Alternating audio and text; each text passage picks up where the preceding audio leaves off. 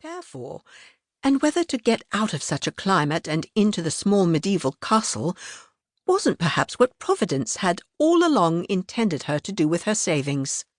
Part of her savings, of course, perhaps quite a small part. The castle, being medieval, might also be dilapidated, and dilapidations were surely cheap. She wouldn't in the least mind a few of them, because you didn't pay for dilapidations which were already there. On the contrary, by reducing the price you had to pay, they really paid you. But what nonsense to think of it!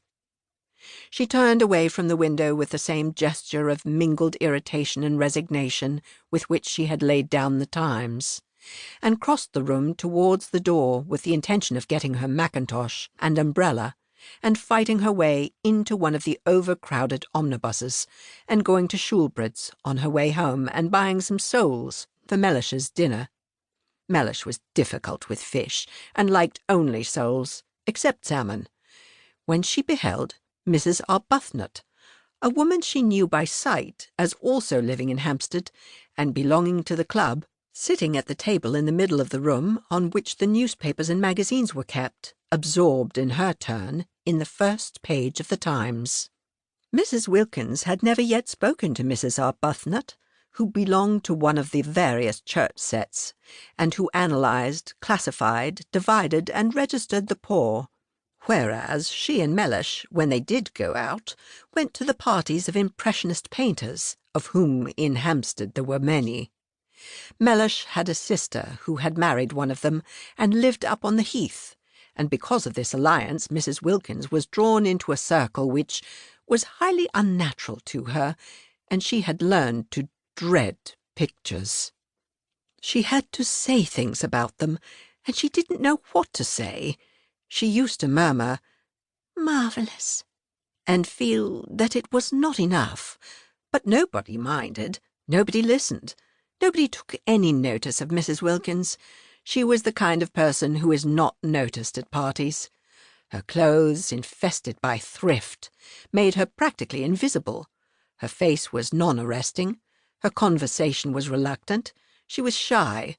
And if one's clothes and face and conversation are all negligible, thought Mrs. Wilkins, who recognised her disabilities, what, at parties, is there left of one? Also, she was always with Wilkins, that clean-shaven, fine-looking man who gave a party, merely by coming to it, a great air. Wilkins was very respectable. He was known to be highly thought of by his senior partners. His sister's circle admired him. He pronounced adequately intelligent judgments on art and artists. He was pithy. He was prudent. He never said a word too much, nor, on the other hand, did he ever say a word too little.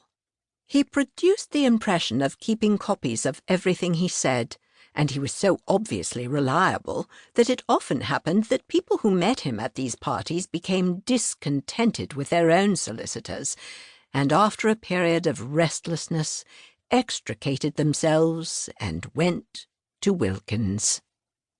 Naturally, Mrs. Wilkins was blotted out. "She," said his sister, with something herself of the judicial, the digested, and the final in her manner, "should stay at home." But Wilkins could not leave his wife at home. He was a family solicitor, and all such have wives, and show them.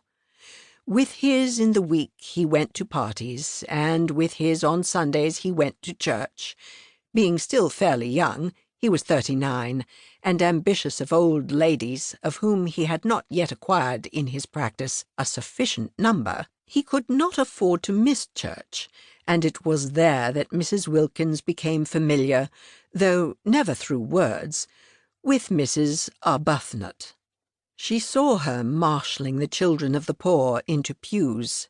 She would come in at the head of the procession from the Sunday school exactly 5 minutes before the choir, and get her boys and girls neatly fitted into their allotted seats, and down on their little knees in their preliminary prayer, and up again on their feet just as, to the swelling organ, the vestry door opened, and the choir and clergy, big with the litanies and commandments,